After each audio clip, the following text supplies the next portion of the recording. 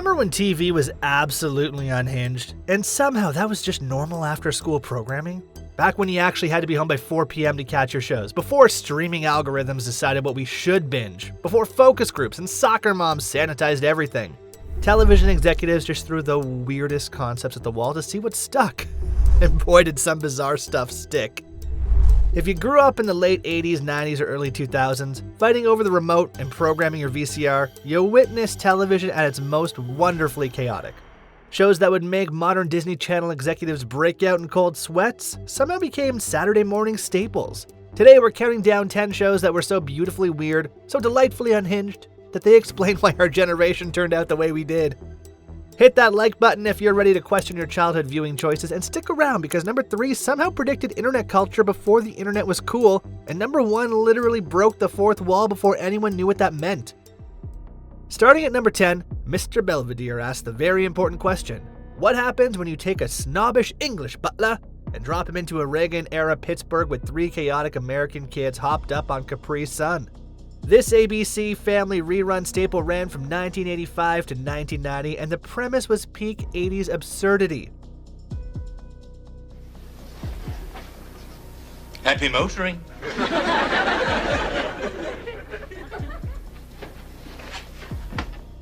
Lynn Aloysius Belvedere was this proper English gentleman who somehow ended up working for the Owens family, dealing with typical 80s disasters like Nintendo addiction and Jerry curl maintenance while writing in his journal about what he'd learned, because apparently even uptight British butlers needed therapy. Picture this refined gentleman trying to understand American suburb life while surrounded by Teenage Mutant Ninja Turtle action figures and Rubik's Cubes. The cultural disconnect was the entire joke. Brits weren't supposed to be dealing with American kids' pixie stick crashes and Atari tantrums, but somehow this fish out of fish and chips water situation worked for 5 seasons. Number 9 brings us Small Wonder, and if you thought Mr. Belvedere was weird, get ready for a show about a robotics engineer who built an android daughter and just decided that was totally normal family behavior. Running from 1985 to 1989 in first-run syndication, meaning it was on different channels depending on where you lived, Ted Lawson created VICI, Vicky, basically a 9-year-old robot with super strength, an electrical outlet in her arm, and the emotional range of a speak and spell. This was the Brady Bunch meets the Terminator, if the Terminator shopped at Sears and needed help with her math homework. Vicky would deliver lines like, "Yes, I will do the dishes," with perfect deadpan timing while her neck stretched completely out of frame like some kind of Stretch Armstrong nightmare. If I do say so myself, you are fantastic. I'm fantastic. Kids watching after school secretly knew something was off, especially when her eyes would light up in charging mode like a light bright gone wrong. Only 80s television can make android child labor seem like wholesome family entertainment that belonged right between Webster and Perfect Strangers. At number 8, Alf crash-landed into our hearts from 1986 to 1990, back when NBC's Monday night lineup was appointment television.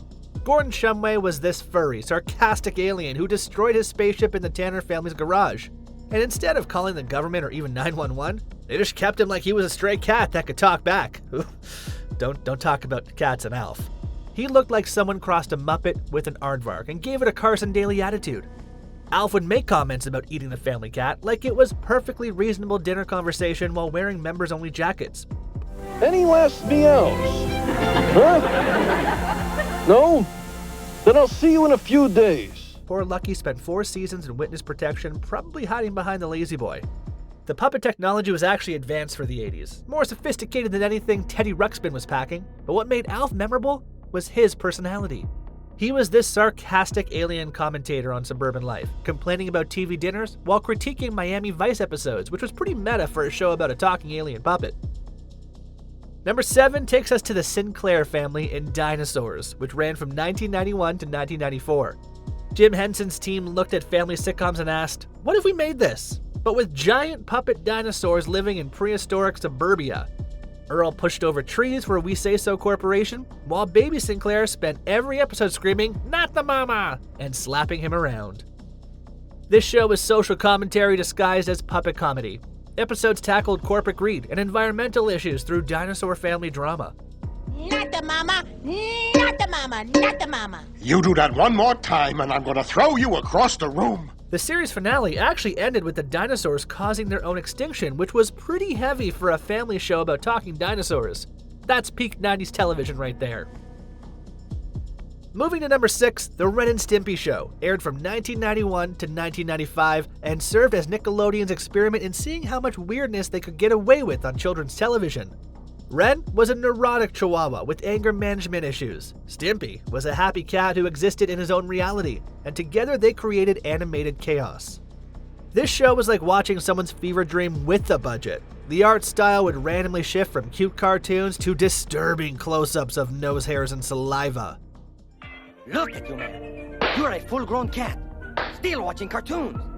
Why, you're 3 years old. Do you know what that is in human years? Episodes featured bizarre commercials for Log, which was literally just a piece of wood as a toy. The fact that parents let their kids watch this explains a lot about millennial humor. At number 5, Third Rock from the Sun ran from 1996 to 2001, giving us 4 aliens pretending to be a human family while completely failing to understand basic Earth customs. The Solomon family were extraterrestrial researchers studying human behavior, with John Lithgow's Dick Solomon announcing his emotions like scientific discoveries. The writers used the alien perspective to point out how ridiculous human customs actually are.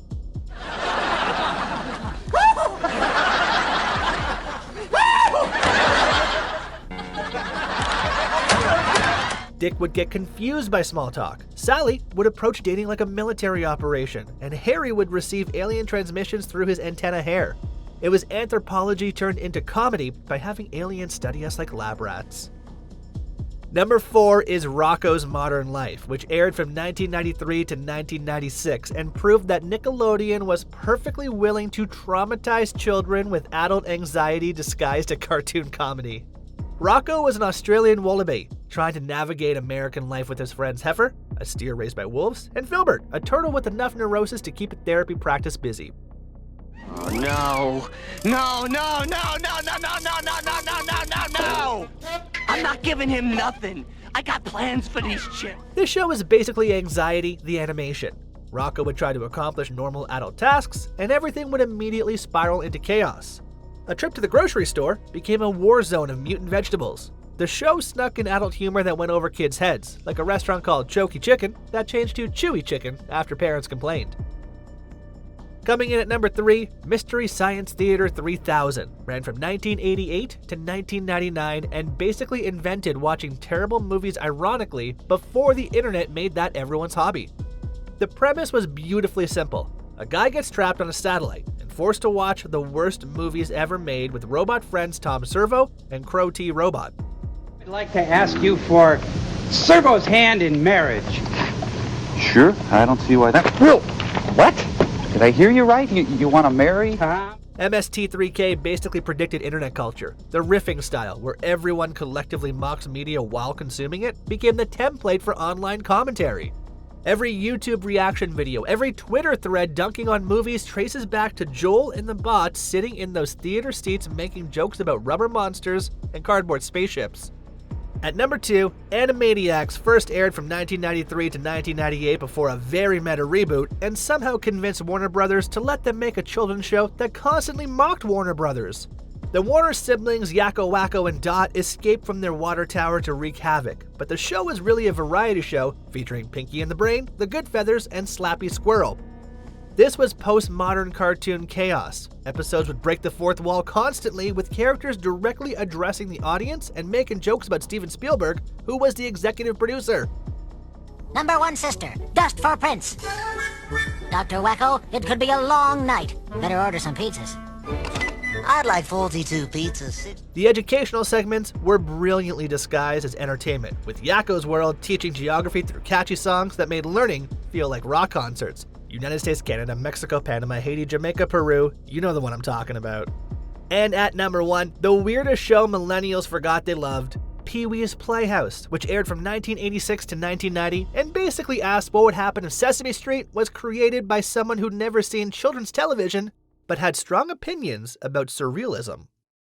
Paul Rubens created this Saturday morning fever dream where everything was alive and had opinions. Chairs talked, clocks argued, mailboxes gossiped, and a cow in a dress dispensed wisdom. No, I'm not playing Headhunters again.